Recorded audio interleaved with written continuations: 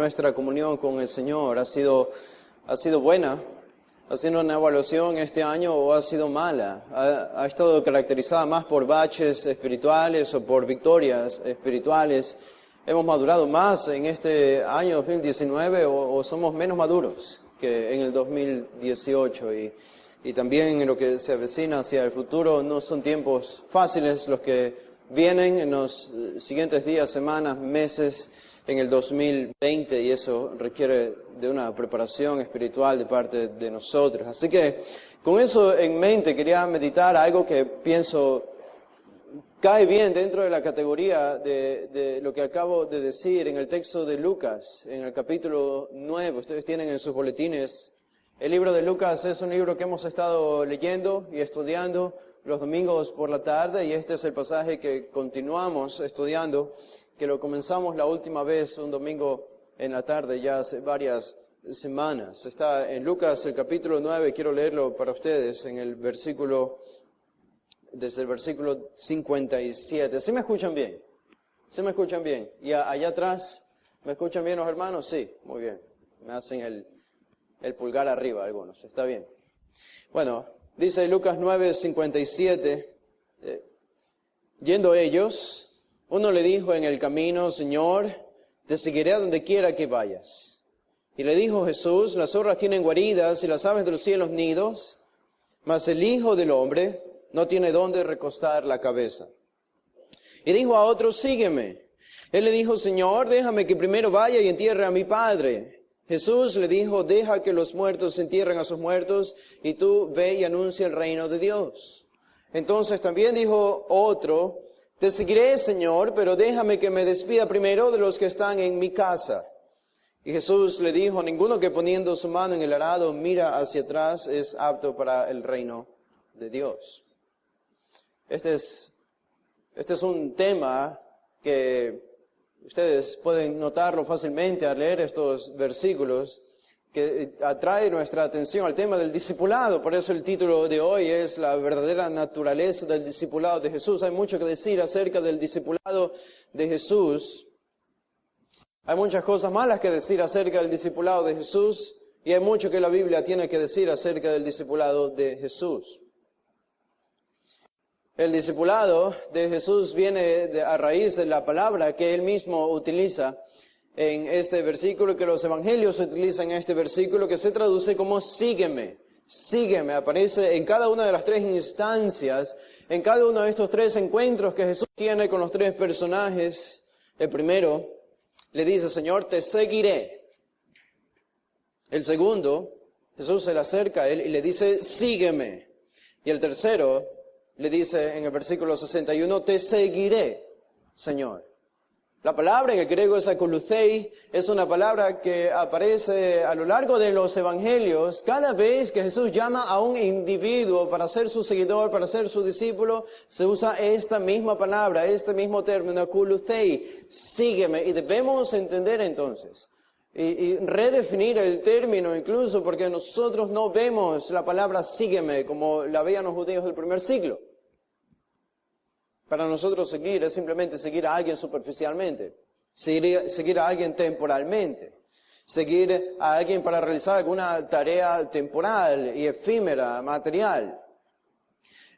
Cuando la Biblia usa esta palabra en este contexto, en el contexto particular del discipulado de Jesús, sígueme, el significado es distinto. El significado es de un rabino que va hacia un prospecto, un potencial discípulo, algún individuo, y le dice, sígueme. El individuo que oía estas palabras de su futuro maestro o rabino entendía que él debía dejarlo todo, que su vida iba a cambiar, que no era un seguir temporal, sino que toda su vida ahora iba a estar caracterizada por seguir a este nuevo maestro. Iba a dejar todo atrás para seguirle a él. Y este es el contexto en el que nosotros nos encontramos cuando Jesús se acerca a estos personajes. Algunos de ellos por lo menos les dice, sígueme. Esto nos halla a nosotros en el contexto de Lucas capítulo 9. Es un contexto, todo el capítulo 9, donde Jesús enfatiza el discipulado privado a sus discípulos, el entrenamiento privado a sus discípulos, a los 12 particularmente. Y todo esto sucede especialmente cuando leemos el versículo 51. Dice el versículo 51 que cuando se cumplió el tiempo en que Él había de ser recibido arriba, Jesús estaba y se acercaba el tiempo de morir en la cruz y ser ascendido, afirmó su rostro para ir a Jerusalén. La idea es que esto ocurre apenas Jesús había comenzado su viaje final a Jerusalén. Había visitado Jerusalén antes, pero en el último año de su ministerio iba a visitar Jerusalén por última vez para morir. Y el contexto entonces de este llamado que nosotros tenemos aquí, ustedes se dan cuenta, no es el contexto de Jesús yendo a la gloria, sino Jesús yendo a la cruz. No es el camino rosa del discipulado, sino el camino del sufrimiento y de la cruz del discipulado. Es en ese contexto, porque el versículo 57 dice claramente, yendo ellos. ¿Yendo quiénes? ¿Yendo dónde? El versículo 56, la última parte dice, y se fueron a otra aldea. Se fueron a otra aldea. ¿Quiénes? Jesús y sus discípulos para dirigirse hacia dónde? Hacia Jerusalén. Este es el camino del sufrimiento de Jesús. La vía dolorosa de Jerusalén, que supuestamente caminó hasta ir a la cruz, en realidad no comenzó en Jerusalén, comenzó desde Galilea, comenzó al norte de Palestina, donde Jesús ya estaba predispuesto a morir. Y en ese camino entonces nos dice Lucas que algunos discípulos estaban allí, aparte de los 12. Estaban allí, discípulos. Simplemente aparece esta referencia. Eran seguidores de Jesús, eran aprendices de Jesús, eran oidores de Jesús y estaban allí para seguirle. Y entonces ellos se encuentran con Jesús y algunos hacen algunas declaraciones sorprendentes que a muchos de nosotros nos harían reaccionar y decir, este realmente debería ser un discípulo genuino de Jesús, por lo que está diciendo. Y sin embargo, la realidad nos va a revelar Lucas que era y fue diferente. Hay un tono de urgencia aquí, y ustedes pueden sentirlo, incluso cuando leen estos versículos. Yendo ellos, mientras Jesús se iba a Jerusalén, pasando de una aldea a otra, saliendo ya de la región de Galilea, se le acercaron y se encontró con estos 3 individuos. Es mientras Jesús iba. Entonces hay un sentido de urgencia, y eso hace que nosotros, aunque todo lo que encontramos aquí es aplicable a ti y a mí, a los cristianos del 2019, terminando el 2019. Sin embargo, hay verdades y realidades que se aplican particularmente a los discípulos con los que Jesús se encontró en su camino hacia Jerusalén. Una de esas es no que nosotros no tengamos ni debamos vivir con un sentido de urgencia, pero Jesús tenía un sentido de urgencia que nosotros no tenemos porque estaba a pocos meses de su muerte. Y si alguien quería ser seguidor de Jesús o convertirse en un discípulo de Él, en ese instante, por lo menos en el último año de su ministerio, cuando ya estaba próximo a morir, bueno, esto tenía una relevancia importante en lo que significaba y significa ser un discípulo de Jesús. La última vez que comenzamos a hablar de este tema, mencioné el himno probablemente conocido por muchos de ustedes si vienen de iglesias más tradicionales. Si no es así, probablemente nunca lo han escuchado en sus vidas. He decidido seguir a Cristo, no vuelvo atrás. Este es un himno que canta el discipulado cristiano. He decidido seguir a Cristo. El discipulado de Jesús, sin embargo, no viene como un resultado de nuestra decisión. Nosotros no decidimos seguir a Cristo, sino que antes Él decidió que nosotros le sigamos a Él. Es decir, nuestro seguir a Jesús viene como un resultado de su autoridad que irrumpe en nuestras vidas, que interrumpe nuestras vidas, que cambia la dirección drásticamente de nuestras vidas y nos hace seguidores de Él. He decidido seguir a Cristo, en realidad es el resultado de algo que Dios ha hecho en nosotros. Hay algunas cosas que podemos pensar acerca del discipulado. Antes de analizar estos 3 individuos y estos versículos que tenemos aquí, quiero que tengan en mente algo importante y algunas cosas acerca del discipulado, porque este pasaje y su significado tiene referencias en realidad en todo el Nuevo Testamento. que podemos decir del discipulado de Jesús, son cosas que aprendemos en este pasaje y en otros, es que el discipulado de Jesús es exclusivo de Jesús y de nadie más. La idea y el concepto de discipulado no existe en el Antiguo Testamento. No existe en el Antiguo Testamento, pensamos, porque Dios no había venido en forma humana. Dios tenía que venir en forma humana, tenía que encarnarse, es decir, tenían que pasar unos 4,000 o 6,000 años hasta que Dios se encarnase en la persona de Jesús para poder decir a sus seguidores, síganme. Algo que Dios no podía decir necesariamente en el Antiguo Testamento porque era un ser espiritual. Los israelitas seguían las columnas de nube, la columna de fuego, seguían el tabernáculo y seguían el arca del pacto y eran todas representaciones de Dios. Pero tenía que venir Jesús y finalmente Dios pudo decir en Jesús, síganme. Y Él entonces definió lo que es el discipulado, tanto así, si ustedes estuvieron la última vez que hablamos de esto, en todo el Nuevo Testamento no se vuelve a repetir este término como Jesús lo utilizó. Pablo nunca utilizó este término como Jesús lo utilizó, Pedro nunca lo usó así, Juan nunca lo usó así, ni ninguno de los autores del Nuevo Testamento. Ninguno utilizó la palabra síganme. Ahora Pablo llegó a decir imítenme a mí como yo imito a Cristo, y de manera similar algunos otros autores, pero ninguno sígueme como Jesús utilizó este término.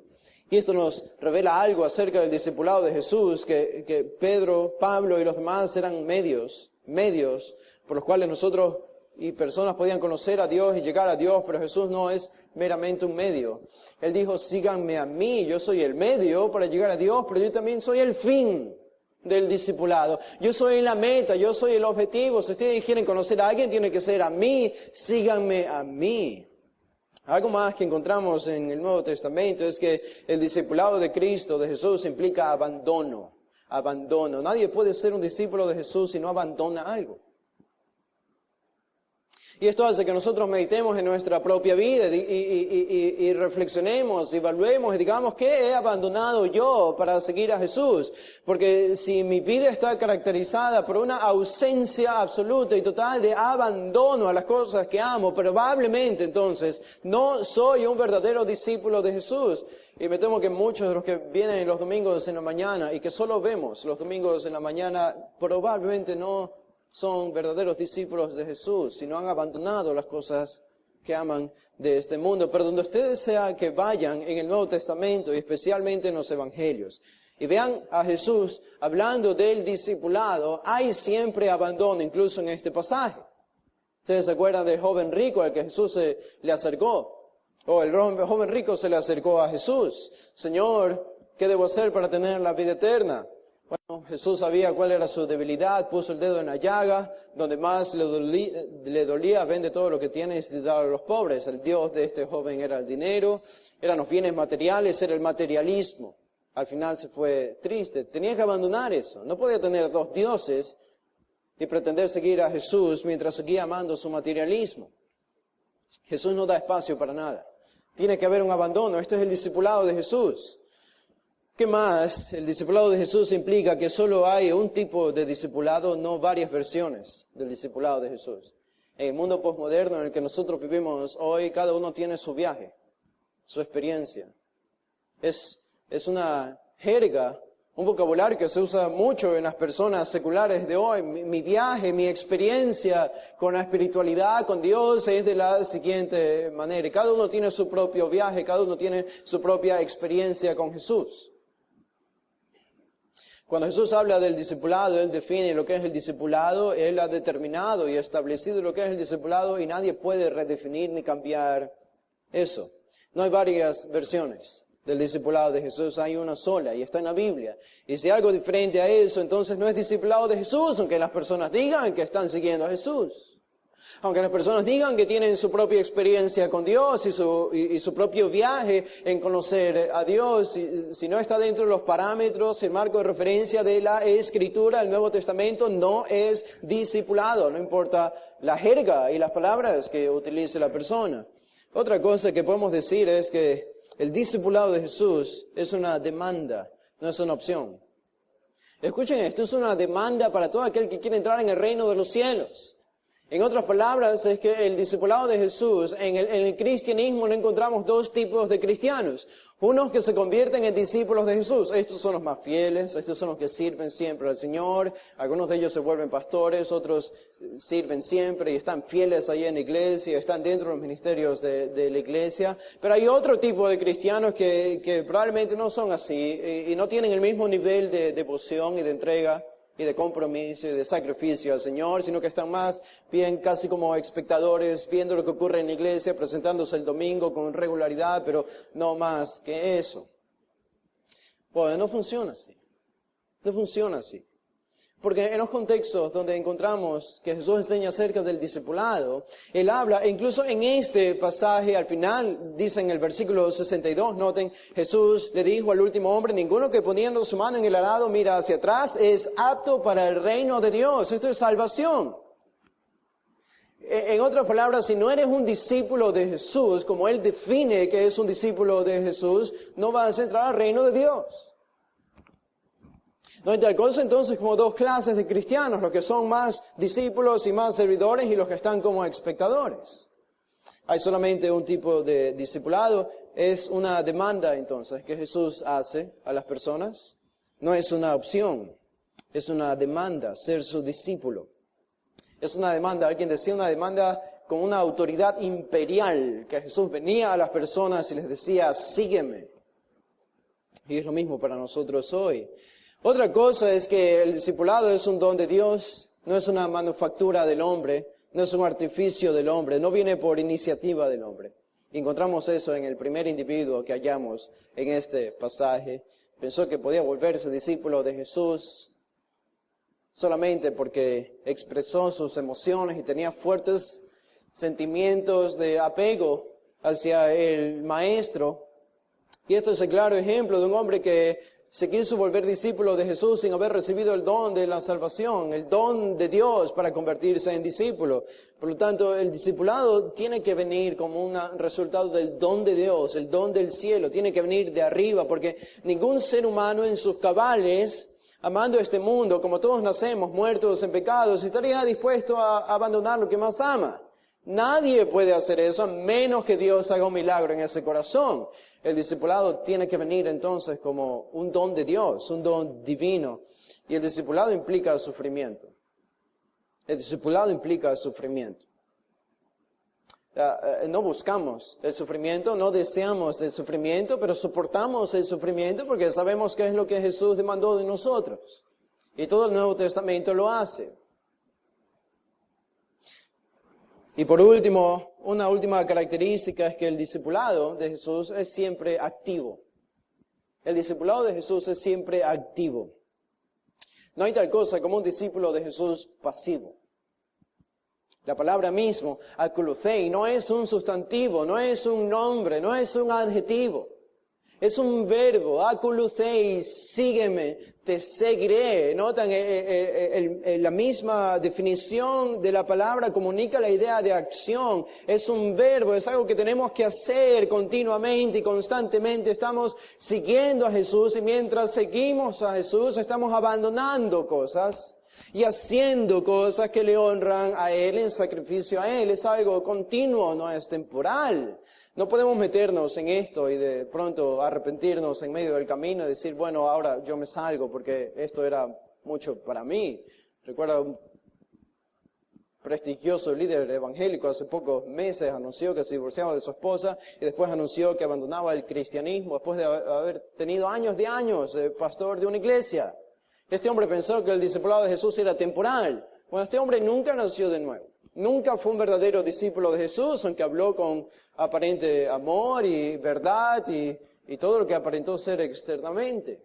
Noten ustedes lo insidioso que puede ser Satanás cuando se trata de que un individuo se vuelva discípulo de Jesús. Hay muchos disfraces, hay mucho engaño, hay un peligro. Y Jesús tenía que advertir acerca de este peligro. Él tenía que hacerlo. Ahora noten el primer individuo. Y Él lo hace. Esto es lo que hace en su encuentro con el primer individuo. En el versículo 57, yendo ellos, dice, uno le dijo en el camino, Señor, te seguiré a donde quiera que vayas. Si ustedes notan, esta no fue la iniciativa de Jesús, esta fue la iniciativa del individuo. Él tomó la iniciativa de ir y seguir a Jesús. Esta es la característica de este hombre. Ahora Mateo nos dice algo interesante, porque Lucas no lo identifica, pero Mateo 8 lo identifica. Lucas nos dice, uno le dijo en el camino, pero Mateo nos dice que este hombre era un escriba. Era un escriba. Un escriba judío en el primer siglo era una persona muy respetuosa, muy prestigiosa. Incluso él mismo podría haber sido un rabino, probablemente un fariseo, no sabemos si era fariseo. Pero un escriba era un estudiante de la ley, era un maestro de la ley, era un doctor de la ley, era alguien que conocía las escrituras del Antiguo Testamento, era alguien que era seguido por el pueblo judío del primer siglo. Eran personas que tenían una gran tradición desde Esdras en el Antiguo Testamento, era siempre su pedigrí. Esdras, el gran Esdras, fue el primer escriba, uno de los primeros escribas, y nosotros somos sus seguidores. Este hombre, entonces, con todo este prestigio, es algo sorpresivo para nosotros cuando encontramos a un hombre así, religioso, con este trasfondo más bien religioso, decir a Jesús y declarar su devoción a Él. Le dijo a él en el camino, Señor, te seguiré a donde quiera que vayas. Lo primero que notan es la resolución de este hombre de seguir a Jesús. Aquí hay interés, aquí hay entrega, aquí hay devoción, aparentemente, aquí hay un compromiso de seguir a Jesús. Si no fuese por la respuesta de Jesús, nosotros pensaríamos que este es un perfecto prospecto de un buen discípulo. ¿Cuántos de nosotros no responderían afirmativamente si alguien viene a nosotros y nos dice en un contexto evangelístico, yo quiero seguir a Cristo donde sea que Él vaya y lo que sea que Él demande de mí, yo quiero hacerlo? Todos nosotros diríamos, perfecto, bienvenido a la familia. Todo lo que tienes que hacer es arrepentirte de tus pecados y ven, sigue a Jesús, ven a la iglesia, eres un nuevo discípulo. Y sin embargo, la respuesta de Jesús a este individuo fue muy diferente. Y tenemos que reconocer aquí lo que Juan nos dice acerca de, introduciendo el pasaje con Nicodemo de Jesús, que Jesús conocía los corazones de las personas. Jesús podía conocer los pensamientos, no nosotros. Él podía leer el corazón y aunque el texto no lo dice explícitamente, Jesús seguramente leyó el corazón de este hombre, de este individuo, de este escriba y notó algo que no estaba bien. Para Jesús no fue suficiente con la afirmación verbal, la confesión externa de yo seré tu seguidor, yo quiero seguirte donde sea que vayas. Para Jesús eso no fue suficiente. Lamentablemente para nosotros a menudo eso es suficiente, pero no para Jesús. Él sabía que había algo más, que aquí había un problema, que este hombre tenía mucha emoción, que tenía mucho entusiasmo, que quería experimentar nuevas cosas con Jesús, quería ser su seguidor, seguramente le respetaba, había visto sus milagros, había visto uno de sus últimos milagros, la alimentación de los 5,000, verdaderamente viene de Dios, este hombre merece ser seguido, este hombre tiene mucho que enseñarme. Y nosotros hacemos la pregunta, ¿qué hay de malo en esto? ¿Qué hay de malo? ¿Qué hay de malo que un individuo exprese este deseo, esta admiración por Dios, por Jesús? Pasa hoy, puede pasar hoy, con frecuencia sucede hoy. Y el problema es lo que Jesús va a anotar en el versículo 58, y lo vemos por su respuesta. Versículo 58, Jesús responde, leyéndolo superficialmente, aparentemente, de una manera algo extraña. Las zorras tienen guaridas, y las aves de los cielos, nidos, mas el Hijo del Hombre no tiene dónde recostar su cabeza. Debemos reconocer, a primera instancia esto parece algo fuera de contexto. Jesús respondiendo de esta manera, con este lenguaje imaginario, utilizando la imagen y la metáfora de los animales que tienen guaridas, las zorras tienen guaridas y las aves de los cielos nidos, pero el Hijo del Hombre no tiene dónde recostar la cabeza. Pero Jesús está apuntando una verdad esencial acerca del discipulado. ¿Qué está diciendo aquí? Bueno, él en primer lugar se compara con los animales. Un contraste en realidad está haciendo Jesús con los animales. Las zorras tienen guaridas. Las zorras eran los zorros del desierto que vivían y eran frecuentes en el primer siglo allí en Palestina.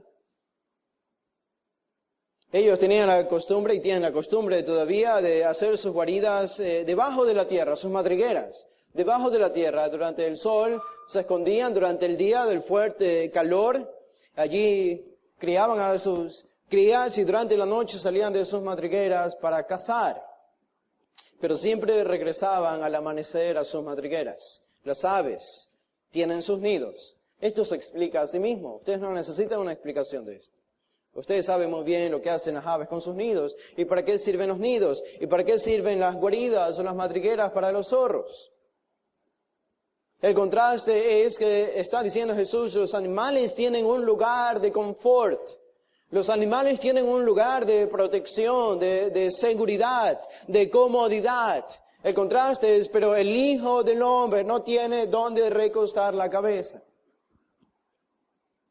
Algunos en historia han leído mal esta última parte del versículo 58 y han interpretado como que Jesús hizo un voto de pobreza durante su ministerio.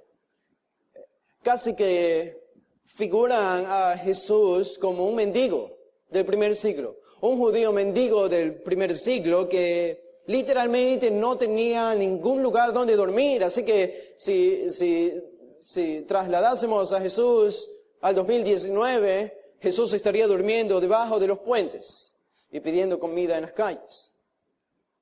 Pero esta es una imagen no bíblica de Jesús. Jesús no hizo ningún voto de pobreza y Jesús no vivía ni dormía en la calle. De hecho, en algunas ocasiones vemos en el Evangelio de Marcos y de Lucas y de Mateo que se hace referencia a Jesús a Capernaum como su ciudad. Y con frecuencia se dice que Jesús volvía a su casa cada vez que estaba en Capernaum. Muchos piensan que era la casa de Pedro, así que Jesús tenía donde dormir. Jesús sí tenía donde dormir. Y Jesús, si bien es cierto, no tenía una fuente de ingresos fijos, pero como estudiamos hace algún tiempo en Lucas 8, nos dicen los primeros 3 versículos que habían algunas mujeres de entre sus discípulos que le servían a Jesús de sus bienes y a los discípulos que también habían abandonado sus trabajos. Esto significa entonces que Jesús tenía una fuente de ingreso, que eran donaciones, en este caso de mujeres y otros discípulos que tenían recursos. Jesús, por lo tanto, no era un mendigo. Jesús tenía un sustento para comer y Jesús tenía un lugar donde dormir. La pregunta entonces, ¿qué significa lo que Jesús dice aquí? Mas el Hijo del Hombre no tiene donde recostar la cabeza. Bueno, significa exactamente lo que Él está diciendo.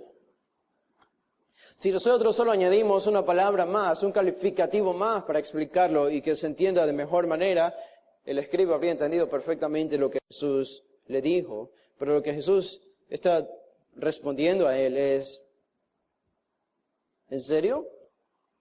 ¿Me vas a seguir donde yo vaya? Déjame decirte algo. Tú dices que me seguirás donde sea que vaya, pero yo te digo que no tengo dónde quedarme. Te digo que los animales tienen una casa fija, pero yo no tengo una casa fija. La idea es que Jesús no tenía un lugar estable donde quedarse. No tenía un lugar permanente en esta tierra, especialmente durante su ministerio, donde quedarse. Todos conocemos la naturaleza itinerante del ministerio de Jesús. En 3 años Jesús habría visitado casi todas las aldeas, que eran más de 100, de Galilea y las ciudades de Galilea. Y los viajes que hizo hacia el sur, a Judea, Jesús vivía literalmente viajando de un lugar a otro. Eso haría necesario que Él dependiera de la hospitalidad de otras personas para dormir en esos hogares cada vez que visitaba una ciudad. Jesús no tenía un lugar fijo donde quedarse. ¿Saben qué comunica eso? Y es algo que probablemente Jesús vio en este escriba, y el escriba no se sentó a meditar en el costo de lo que significaría seguir a Jesús. Él pensó que podía ser un discípulo de Jesús y seguir con sus comodidades. Y la verdad que nos está enseñando Lucas aquí, Jesús, es que no podemos convertirnos en discípulos de Jesús y continuar con la pretensión de que nuestras vidas serán intocables, de que nuestras vidas seguirán siendo cómodas y establecidas, porque lo contrario es cierto. Noten que Jesús usa un título interesante aquí. Él no dice, mas yo no tengo dónde recostar la cabeza. Pudo haber dicho eso. Él dice más, el Hijo del Hombre. El Hijo del Hombre. ¿Qué comunica este título? ¿Por qué Jesús usó este título? El Hijo del Hombre no tiene dónde recostar la cabeza, porque el Hijo del Hombre comunica la idea, es un título mesiánico, en el contexto del Antiguo Testamento, comunica la idea de dominio universal. Dominio universal. En Daniel se le dan los dominios de todas las naciones al Hijo del Hombre que es el Mesías. Hijo de Hombre es dominio universal. Notan la ironía de Jesús. El Hijo del Hombre que tiene el dominio sobre el universo y sobre todas las naciones, en su ministerio terrenal, durante su ministerio terrenal, no tenía y no tengo dónde recostar mi cabeza. La implicación es mucho menos sus seguidores. Si tú y yo confesamos ser discípulos de Jesús, lo que Él está diciendo a este escriba es, si quieres ser mi discípulo, tienes que estar dispuesto a hacer grandes cambios en tu vida, si Dios así lo requiere. Si es mudarte de una ciudad a otra, si es abandonar tu trabajo, y alguna otra entrega radical, cambio radical que tengas que hacer en tu vida, tienes que estar dispuesto a hacerlo. ¿Saben cuál era el problema de este escriba? Es que él buscaba el confort. Él buscaba el confort. Probablemente el prestigio de estar con un hombre como Jesús, pero más vemos aquí, según el versículo 58, que es lo que Jesús apunta, es el confort. Y la realidad es que no podemos ser discípulos de Jesús y pretender vivir una vida de confort. Porque ser discípulo de Jesús implica que tenemos que hacer cambios en nuestra vida dependiendo de la voluntad de Dios. Y pienso que son dos cosas principalmente que pueden hacer ocurrir cambios drásticos en nuestra vida. La primera es simplemente la providencia divina. Dios en su providencia puede demandar cambios de nosotros. Pueden implicar mudanzas, viajes, abandonos de personas, abandono de lugares, abandono de trabajo, abandono de una fuente de riqueza, abandono de bienes materiales, cualquier cosa. No solo una vez. Puede ser que la providencia divina demande esto de nosotros varias veces. Así que esto implica mucho para nosotros. Un cambio muy grande. Salir de nuestra zona de confort. Ahora, el cambio puede venir también como una consecuencia del rechazo y la persecución. ¿Saben? Una de las razones por las que Jesús viajaba de ciudad en ciudad no era solamente porque Él quería predicar a todos, aunque eso es cierto. Pero una de las razones es porque en algunas ciudades no lo querían, como a sus discípulos. Es lo que vemos cuando Él envió a los 70 o cuando envió a los 12 de dos en dos. ¿Qué debían hacer? Cuando eran rechazados por alguna ciudad, debían salir de esa ciudad, sacudir el polvo de sus pies. Esto indica que un discípulo y un fiel seguidor de Jesús va a ser rechazado, y ese rechazo puede ser que implique cambios drásticos en la vida. Otra vez, cambios, viajes, abandono de personas, abandono de trabajo, abandono de fuentes de riqueza, materiales, etc. Abandono de lazos sentimentales y estrechos que una persona hace con otra. Si la providencia lo demanda, si el rechazo por ser un discípulo fiel lo requiere, un verdadero discípulo debe estar dispuesto a hacerlo. ¿Saben cuál fue la respuesta de este individuo? Hay un silencio. Hay un silencio. No volvemos a saber más de él. Y quizá la razón es porque se desanimó al escuchar las palabras de Jesús y no estuvo dispuesto a salir de su zona de confort para ser un discípulo suyo. Lo que debemos entender aquí es que el llamado de Jesús a estos individuos no es un llamado de ser un cristiano, un mejor cristiano. El llamado de Jesús aquí es a la salvación. Está llamando a hombres que confesaban a Jesús y que eran seguidores, pero todavía no habían entregado su corazón al Maestro. Todavía no eran discípulos genuinos, en el sentido genuino. Eran del tipo de discípulos de Juan 6, 60 y 66. ¿Ustedes se acuerdan? Ese tipo de discípulos, cuando Jesús los confrontó, muchos de ellos abandonaron a Jesús. Y Juan, sin embargo, los llama discípulos. Pero lo abandonaron a Jesús y dejaron de seguirle. Probablemente era el tipo de discípulos que le seguía a Jesús y quizá había ido un poco más allá. Y había llegado al punto de querer entregar su vida al Maestro y aún así no había contado como un necio el costo de seguir a Jesús. Y algo que nos llama la atención de Jesús es que Jesús no perdió ninguna oportunidad para desalentar a los que debían ser desalentados. La respuesta de Jesús no fue bienvenido, ahora eres un discípulo, bienvenido, ahora eres un seguidor mío. No, Jesús siempre trataba de desalentar a los que necesitaban ser desalentados, los que no habían contado el costo de ser un verdadero discípulo y seguidor de Él. ¿Saben? Lo mismo debemos hacer nosotros. Ahora esto nos lleva al segundo personaje. El segundo personaje es diferente y sabemos que es diferente por una palabra que pienso puede pasar desapercibida por nosotros, pero aparece ahí en el versículo 59 y también aparece en el versículo 61. La leemos de pasada, pero el texto dice, y dijo a otro. El primero sabemos que tenía un trasfondo religioso, de los otros dos no sabemos absolutamente nada, apenas lo que Jesús implícitamente nos dice de ellos, pero no sabemos nada de su trasfondo. Ahora, lo que sí sabemos es que eran muy diferentes unos de otros. Por la palabra que se utiliza allí, otro, no es alos, sino héteros, es otro no de una misma clase, sino otro de una clase diferente. Otro de una clase diferente. Probablemente eso indica que este segundo individuo venía de un trasfondo, de un contexto muy distinto al primero. Y nos habla algo, nos dice esto del discipulado universal de Jesús, de todo tipo de contextos y etnias. Jesús, ricos y pobres, religiosos y no religiosos, Jesús vino a salvar como el día de hoy. Pero este es un hombre muy diferente al primero. Y noten la diferencia. A este hombre Jesús se le acerca y Jesús toma la iniciativa y le dice a Akoulothei moi, sígueme. Otra vez, esta misma palabra que la usó Jesús cuando se acercó a los discípulos, a los 12, a Leví, a Mateo, y le dice, sígueme. Y Mateo abandonó todo y le siguió.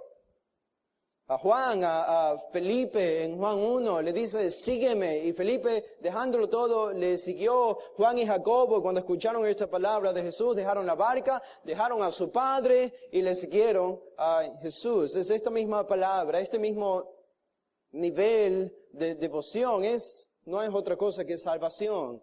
Al segundo, entonces, Jesús le dice, sígueme. Ahora, ¿cuál fue la respuesta del segundo individuo?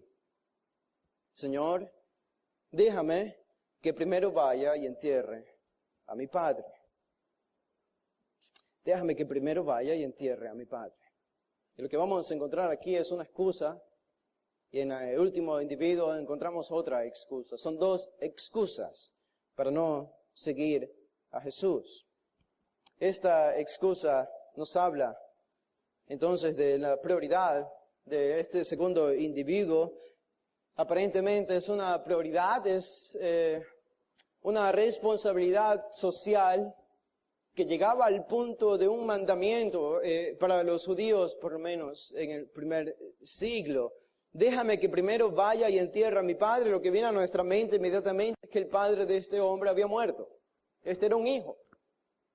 Era un hijo que tenía un padre que recientemente había muerto, quizá hace días había muerto, quizá ese mismo día o el día anterior o hace 2 días. Creo que es lo más natural que nosotros interpretemos este versículo de esa manera.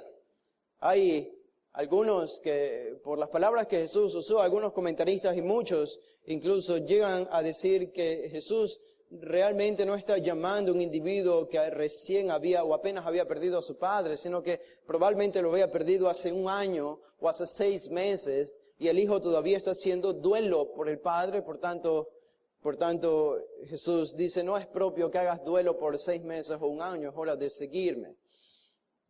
No estoy de acuerdo con esa interpretación.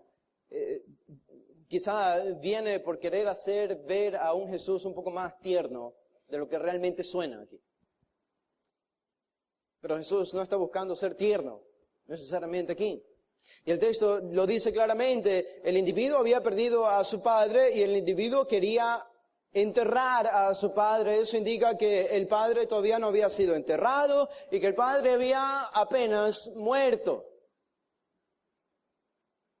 Y en la cultura judía, enterrar a un padre y hacer el duelo y santificarse y purificarse por el duelo era algo elevado, casi a lo más alto de las prácticas culturales y sociales en ese tiempo. Incluso los judíos decían en su tradición que uno incluso podría abstenerse de leer la ley y de orar si tenía que enterrar a su padre. Y nosotros diríamos algo así incluso el día de hoy. Un hermano que no viene el domingo a la iglesia porque el día sábado murió su padre y debe velar y debe enterrar y debe hacerse cargo de todo lo que eso implica y su propio lamento y su propio duelo. No diríamos por el hecho de que no vino el domingo a este hombre que inmaduro es, porque no vino el día domingo, aunque su padre haya muerto. No respondemos. Incluso nosotros excusamos esto. Pero debemos entender, Jesús está en una situación diferente. El principio es el mismo, pero está en una situación diferente. Él se está dirigiendo a Jerusalén, a morir. Si este discípulo no oía y no seguía a Jesús, probablemente ya no le iba a seguir más, porque Jesús no iba a volver. Jesús estaba saliendo de Galilea e iba a morir en Jerusalén. Esta era la oportunidad. Tómala o déjala. ¿Sigues a Jesús ahora o no le sigues? Porque ya se va y no le vas a conocer. Esto era algo crucial, era algo urgente. Y Jesús, qué privilegio escuchar estas palabras del propio Jesús, sígueme, qué privilegio. Y este hombre respondió, Señor, déjame que primero vaya y entierre a mi padre. Noten la respuesta de Jesús. Entonces, por supuesto, hijo. Por supuesto, yo entiendo que te duele la pérdida de tu padre. Puedes seguirme a mí y más adelante te unirás a mí en Jerusalén. Y si no te unes a mí en Jerusalén, por lo menos algunos de los discípulos míos vas a obtener la oportunidad de conocerlos más adelante.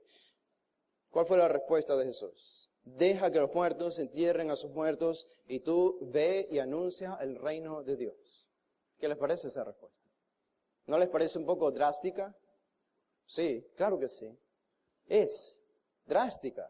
¿Qué nos enseña Jesús aquí? Que el llamado a servirle, que el llamado al discipulado debe estar incluso por encima de las responsabilidades sociales más importantes en esta vida. Incluso la responsabilidad social en este contexto particular de enterrar a un padre. Ahora, solo déjenme aclarar eso. Esto no significa que no debemos hacernos cargo de nuestros padres, especialmente cuando parten de este mundo. Esto no significa que podamos usar de esto como una excusa para no hacernos cargo de nuestros padres cuando lo necesitan con la excusa de soy un discípulo de Jesús, no puedo ayudarlos. Soy un discípulo de Jesús, no puedo ayudarlos. Algunos cristianos han llegado a esa conclusión leyendo mal este versículo. El principio no es ese, el principio particular, y Jesús demandó eso de este individuo. ¿Saben por qué? Porque este individuo luchaba con ese ídolo. Y porque era un momento crucial, urgente en el ministerio de Jesús, mientras Él se iba a Jerusalén. Como decía en un inicio, Jesús siempre ponía el dedo en la llaga, donde más dolía, con quien sea que hablaba. A Nicodemo le habló de su religiosidad. A la prostituta le habló de su inmoralidad. Al materialista le habló de su amor al materialismo, al joven rico. Y a este individuo probablemente estaba luchando y seguramente veía como algo secundario el ser un seguidor de Jesús, pero para él lo más importante era la responsabilidad social con su padre. Y en este momento crucial eso no podía compararse. Él tenía que haber dicho, Señor, ahora te sigo. Si yo te sigo, yo sé que tú eres bueno, de alguna manera te encargarás de mi padre, alguno de mis familiares se encargará de él, pero yo debo seguirte. La respuesta de Jesús, entonces, es deja que los muertos entierren a sus muertos. Una forma de interpretar esto, y muchos lo han interpretado de esta manera, es que la primera referencia a los muertos es una referencia a los muertos espirituales. Porque si no lo interpretamos así, el texto no tendría sentido. No, un muerto no puede enterrar a otro muerto. Eso es demasiado obvio. Pero si interpretamos la primera referencia a muertos como muertos espirituales y la segunda referencia a los muertos como muertos físicos, entonces tendría un poco más de sentido. Deja que los muertos espirituales entierren a sus muertos físicos. Incluso estaba revisando algunas referencias de la tradición judía. No era desconocido para ellos llamar muertos a personas vivas, pero que vivían fuera del reino de Dios. Y probablemente esa es una de las interpretaciones que más acertada y precisa se desprende de este versículo 60. Deja que las personas del mundo se encarguen de las responsabilidades del mundo. Y tú, dice Jesús, ve y anuncia el reino de Dios. Otra vez, en este segundo caso hay un silencio de parte de este individuo. Y creo que la idea implícita de Lucas es que ninguno de los tres aceptó el llamado de Jesús. Es que los tres individuos regresaron a sus labores, a sus propias tareas. ¿Qué nos dice esto a nosotros? Que nuestro discipulado y nuestro compromiso con el Señor debe estar por encima de cualquier compromiso social. Necesitamos sabiduría para saber discernir cuándo debemos dar prioridad a las cosas. Obviamente no vamos a declarar a un hermano inmaduro si pierde a un padre o una madre el día sábado y se tiene que encargar de esos asuntos. No estamos necesariamente en el tiempo de Jesús, pero me temo que en el otro espectro tenemos a muchos discípulos de Jesús que tienen una preferencia por demandas sociales y demandas culturales y responsabilidades sociales antes que por el discipulado de Jesús. Y eso ustedes lo pueden ver si hacen una autoexaminación en su compromiso con la iglesia, porque el compromiso con Jesús es el compromiso con la iglesia. ¿Qué es más importante para mí? ¿Y qué es más importante para ti? ¿Los compromisos sociales o tu relación con el Señor? El tercer y último individuo, noten lo que dice el versículo 61, entonces también dijo otro. Este de nuevo, como el primero, toma la iniciativa y se acerca a Jesús y le dice, te seguiré, Señor, te seguiré, pero déjame que me despida primero de los que están en mi casa. Vemos otra excusa, una tercera excusa en esta ocasión. La excusa, a pesar de que el hombre resuelve seguir a Jesús y reconoce que debe seguir a Jesús siempre y cuando él logre despedirse de los que están en su casa. Ahora, esta despedida no necesariamente era una despedida corta, no era un asunto de volver a casa, decir adiós a sus familiares, darse besos y abrazos, coger sus maletas e ir y seguir a Jesús. Probablemente la implicación aquí es que este despido, este decir adiós, implicaba mucho más tiempo que eso. Y lo que está reflejando este individuo es que su familia había sido puesta por encima de Jesús. Para él, su padre, su madre, su hijo, su hija, su hermano, su hermana, cualquier otra relación familiar, este individuo lo había puesto en el lugar de Dios. Ese era su ídolo. Tenemos un caso similar en el Antiguo Testamento cuando Eliseo está allí y viene Elías y lo llama a ser su discípulo. Y Eliseo le responde, déjame que primero me despida de los que están en mi casa antes de seguirte, porque no los voy a ver más. Y Elías se lo permitió y él fue a despedirse de los que estaban en casa. En un contexto diferente, ¿cómo respondió Jesús? Versículo 62. Claro que sí, puedes despedirte de los que están en tu casa. Hay tiempo para eso. Yo estoy aquí por todavía un tiempo más, unas semanas más, y puedes seguirme. No. Ninguno que poniendo su mano en el arado mira hacia atrás es apto para el reino de Dios. Si podemos titular con una sola palabra a estos tres individuos, el primero tenía el problema del confort. El confort. Quería comodidad en su vida. Y los que buscan comodidad y confort en su vida no están capacitados para entrar al reino de Dios. No pueden ser discípulos. El segundo tenía el problema de no sé si han escuchado esta palabra antes, la procrastinación. Procrastinación. Probablemente es una palabra que no conocemos los ecuatorianos, pero la practicamos mucho los ecuatorianos. Es dejar las cosas para último momento. Es siempre la tendencia de aplazar las cosas. Y este segundo individuo, por sus demandas sociales, quiso aplazar su discipulado de Jesús. Lo vio como algo secundario, la procrastinación. Y en tercer lugar, por la respuesta del versículo 62 de Jesús, inferimos que el problema de este tercer individuo era la indecisión.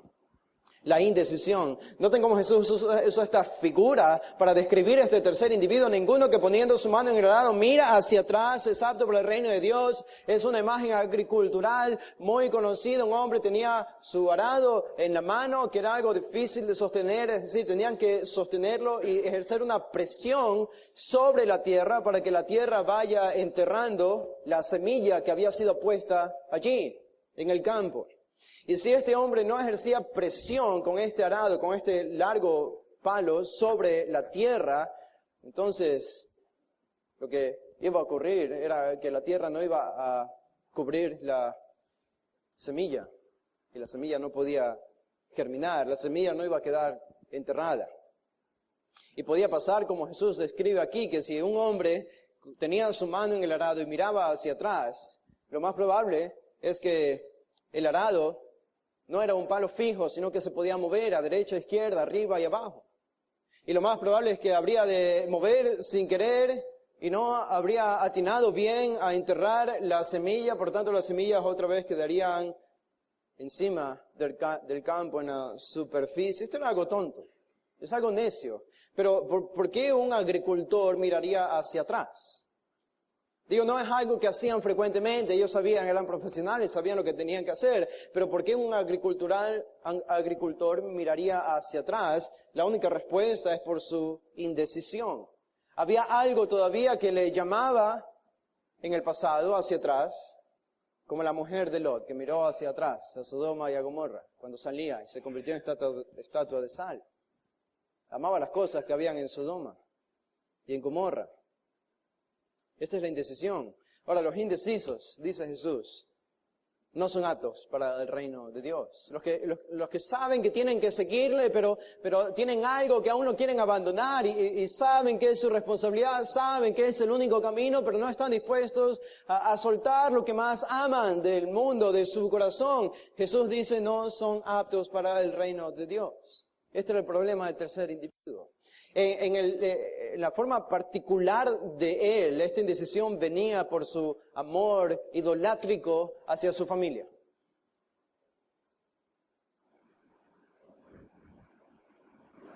Y nosotros debemos hacernos esta pregunta. En realidad, estos son tres impedimentos para ser un discípulo de Jesús.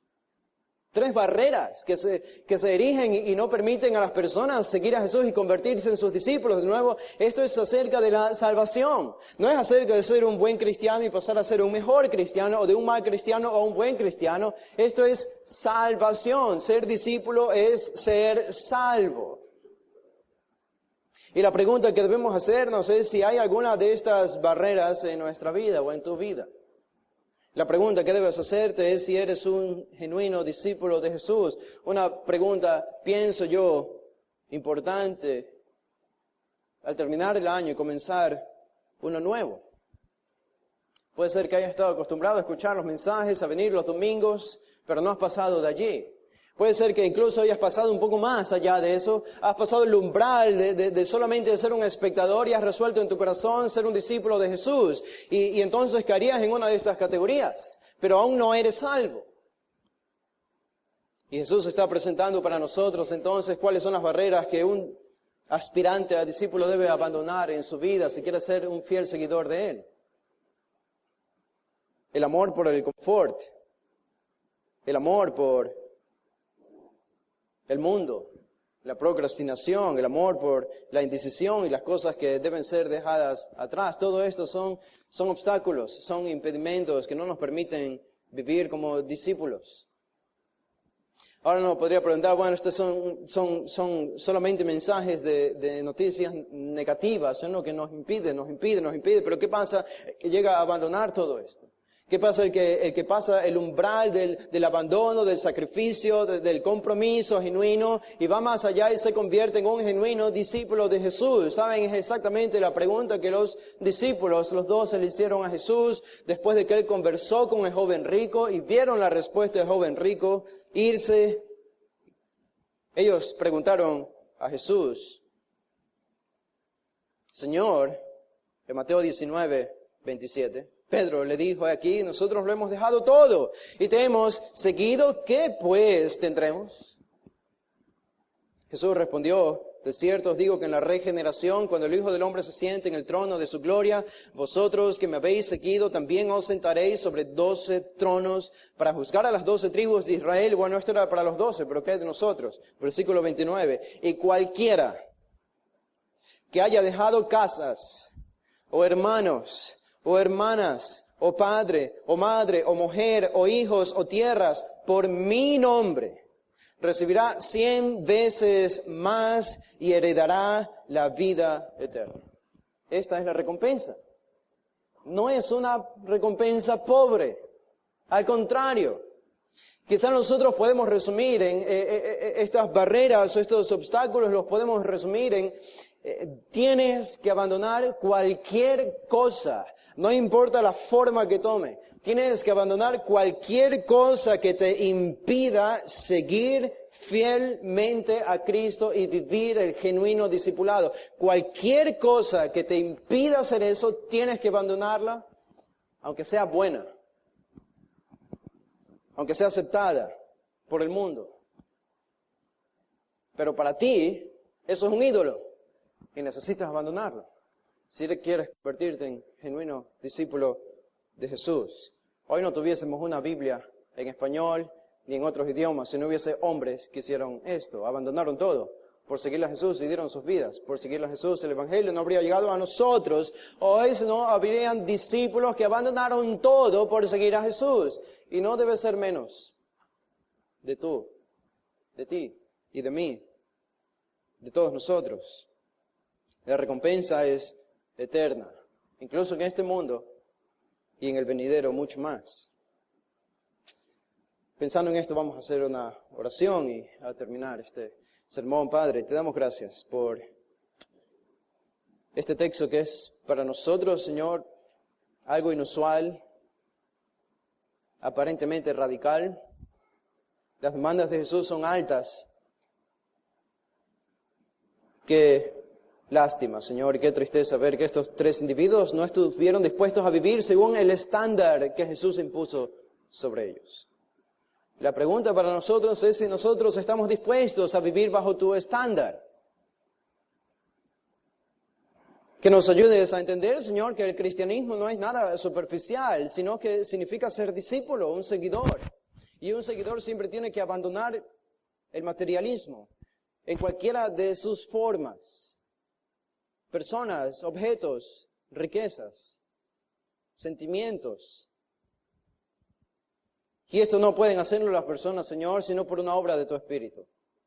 Rogamos, Señor, yo ruego que aquí, pienso que hay algunos, Señor, que no han nacido de nuevo, que no son tus discípulos, y que aún tienen en su corazón algún ídolo al que se están aferrando y no están dispuestos, Señor, a vivir bajo tu estándar de abandonarlo todo.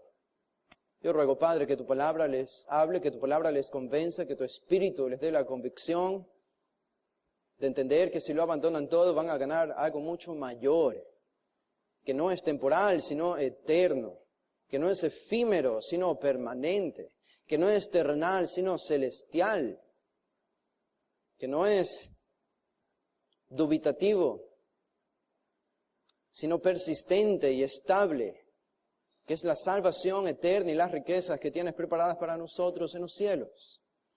Ganamos mucho más, Señor, si decidimos seguirte a ti y ser fieles discípulos tuyos y te servimos.